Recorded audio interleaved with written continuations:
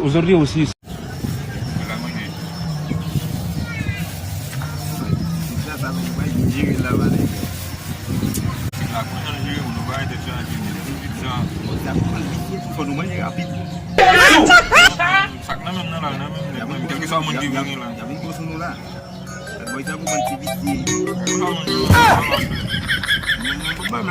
Yo, Nagyo.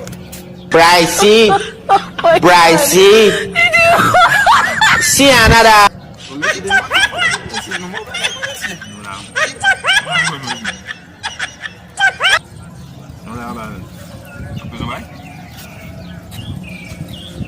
Nagyo no me se demba.